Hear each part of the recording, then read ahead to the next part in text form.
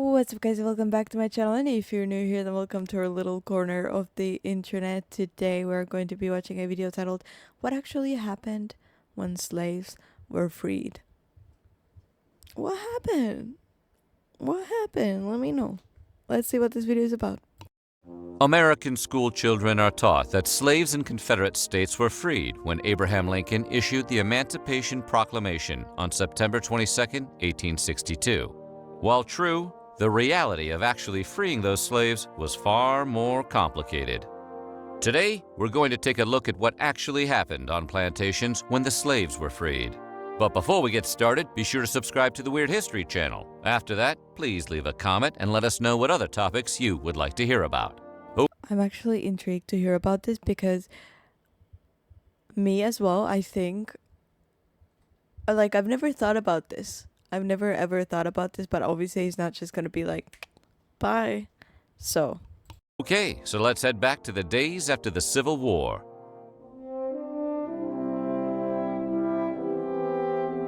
You would think that once freed, the slaves would get off the plantations as fast as humanly possible. But in his autobiography, Booker T. Washington mentioned that many ex-slaves, especially older ones, decided to stay. Although free, these ex-slaves typically made deals with their former masters to work for pay. According to Washington, one by one, the older slaves began to wander from the slave quarters back to the big house to have a whispered conversation with their former owners as to the future. Thomas Rutling was only 9 when he and his fellow slaves learned of their emancipation.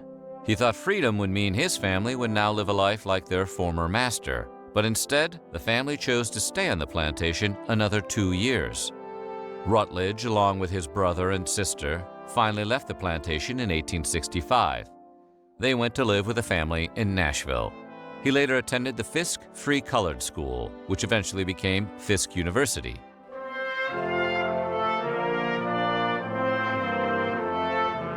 Yeah, I'm guessing older people would stay or be more prone to stay because that's all they know at that point, you know? They've been dragged out of their homeland and, that's their life now. So, but also surprising in a way because when I think of slaves, I also think that they're very mistreated, which might be a misconception of mine. But that's kind of how it's painted, I guess. In her 1909 book, Memories of Childhood Slavery Days, ex-slave Annie L. Burton wrote of her own experiences with emancipation. I mean, sorry, let me correct myself. Obviously, it's being mistreated already to have to be a slave. I'm not saying that, but I mean like abusive, mistreated, like their life was absolute hell type of mistreated, Because if they decided to stay, I'm guessing it wasn't, as gruesome as in my head. I really hope that my point comes across because that sounded so bad. Like I didn't mean it in a way of like, oh yeah, it's completely fine as long as they're like nice to each other and nah. No. Annie recalled that when the news reached the Alabama plantation she worked on, every slave who wasn't feeble or sickly left immediately. Some of these younger, healthier ex-slaves even immediately joined the Union Army. However, because their mother had run away, Annie and her younger sisters stayed behind under the care of their mistress. This may not have been the act of charity it appears to be. This same mistress tried to talk her husband into not telling the slaves about their freedom, and then made the feeble and sickly slaves who remained on the plantation work the fields. After the crops were planted, some plantation owners asked their ex-slaves to sign contracts guaranteeing they would work the crops until January. They would then be divided at the fall harvest for payment. Such a deal is mentioned in the Reverend Irving E. Lowry's 1911 book, Life on the Old Plantation in Antebellum Days, or A Story Based on Facts. Lowry said his ex-master tried to convince the slaves to sign the deals by making a long speech in which he reminded them that he wasn't a bad guy. The plantation owner pointed out that he never put an overseer over them, never employed bloodhounds. See, maybe I was not that misconcepted. I mean, I see the whips and all of that. That's horrid. and never separated a mother from her child, nor a husband from his wife. He also told them that they were welcome to stay on his plantation as long as they'd like, and that any mistreatment they had experienced off the plantation was their own fault and not his. Although that argument might sound meager to us, all but one ex-slave signed the contract.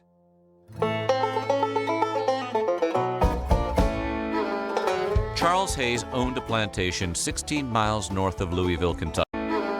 One former slave owner let the whole plantation get drunk and party. That's so cool.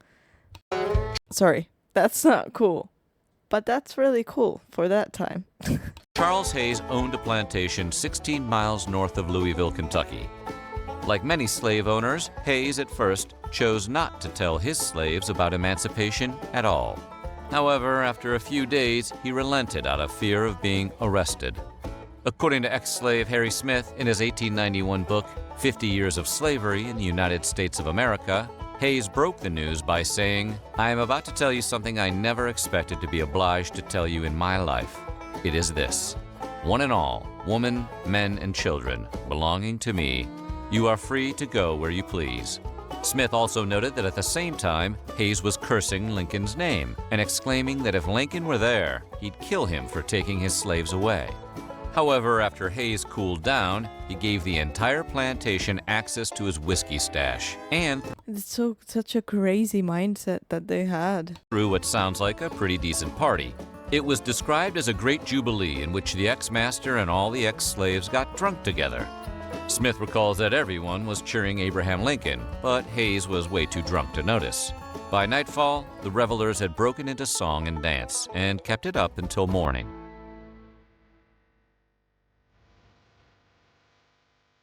According to the Civil War diary of James T. Ayers, Charles Hayes was far from being the only master who tried to hide the news of emancipation from his slaves. Ayers was a Union recruiter who went into the South to enlist newly freed men into the Union Army. Things being as they were, he also often found himself as the person to inform the ex-slaves that they were, in fact, now free. In his diary entry for May 7, 1864, Ayers recorded spreading the word about emancipation to a group of 4 ex-slaves on a plantation near Huntsville, Alabama. He accomplished this by showing them a broadside that featured an illustration of freed slaves on one side and a 2-sentence version of the Emancipation Proclamation on the other. Ayers states the 4 men agreed to enlist, so he told them to gather their things, and he promised he would protect them. When they were confronted by their ex-master, Ayers drew his revolver and, sounding much like a hero in an action movie, calmly told the man, "I shall not hurt a hair of your head, sir, if you be quiet, but I have come for your slaves, and your slaves I'll have." It is believed that Ayers recruited hundreds of black soldiers to the Union cause and spread the word of emancipation to thousands before his death in September of 1865. I like him. According to his 1901 autobiography, Up from Slavery, the first day of freedom at the Virginia plantation where Booker T. Washington was born started with a simple, solemn meeting.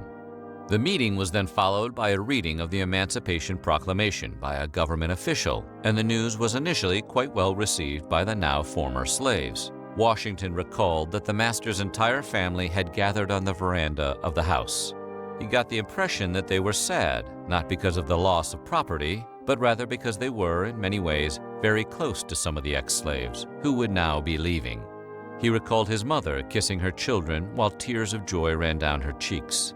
According to Washington, for some minutes there was great rejoicing and thanksgiving and wild scenes of ecstasy, but there was no feeling of bitterness. In fact, there was pity among the slaves for our former owners. Once the initial joy passed, however, many of the ex-slaves began to feel anxiety over what freedom would really mean. Washington observed, "The great responsibility of being free, of having charge of themselves, of having to think and plan for themselves and their children, seemed to take possession of them." He noted that some of the slaves I mean, this is also expected because, like I said, it's like the only thing they knew. So I would have expected this, but never thought about it neither. think and plan for themselves and their children seemed to take possession of them. He noted that some of the slaves were 70 or 80 years old and had no strength with which to earn a living. According to 1908's generously titled Memoirs of Samuel Spotswood Clement relating interesting experiences in days of slavery and freedom, Clement's ex-master, Tasswood Ward, informed him and the other slaves on Ward's plantation of their freedom by reading to them from the newspaper. Spotswood recalled that when Mr. and Mrs. Ward came out of the house, he was holding a newspaper and she was crying. They walked to the front of the steps and he said, "Men and women, you are as free as the birds that fly in the air." Ward then raised the paper and read from it. He informed the ex-slaves that Lee had surrendered to Grant and the Southern Confederacy was at an end. He then offered to pay the men to stay and help reap the crops. The offer was accepted by all but one man. Known only as Uncle Fendel, the man was concerned that the rebels might pick up the fight again and revoke their freedom. There's somebody who's been around the block once or twice.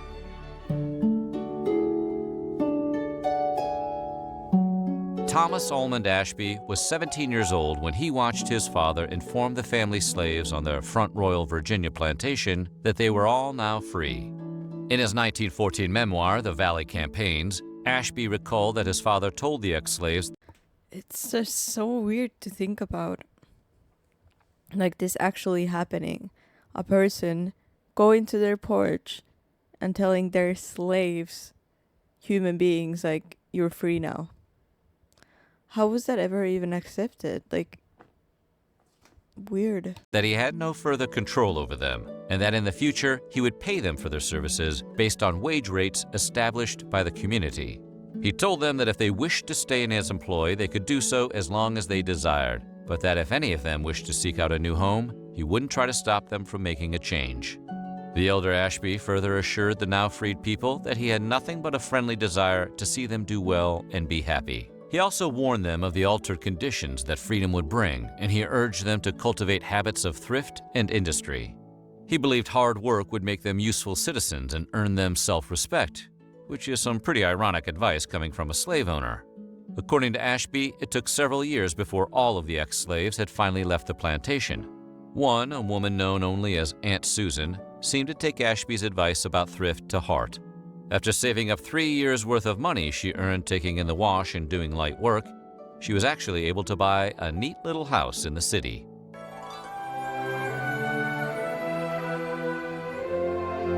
Juneteenth, also known as Emancipation Day or Freedom Day, is an official holiday in the state of Texas and an unofficial American holiday that commemorates June 19, 1865.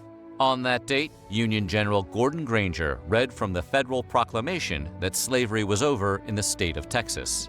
While the Emancipation Proclamation had ended slavery in the Confederacy more than 2 years earlier, it took some time for the news to reach all parts of the war-torn states.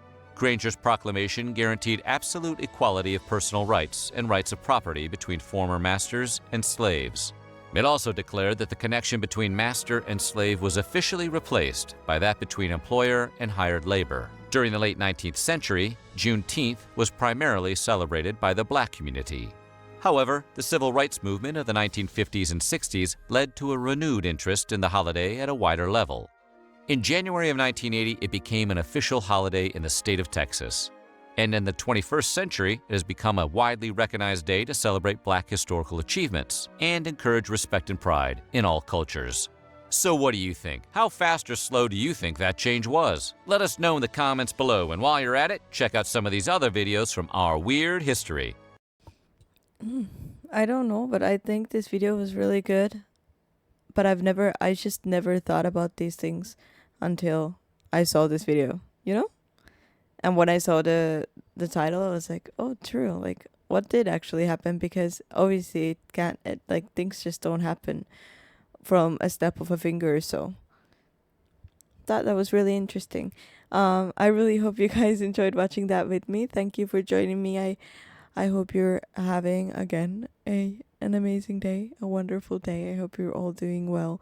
And please leave a like, subscribe if you haven't yet, and I'll see you guys in the next video. Bye!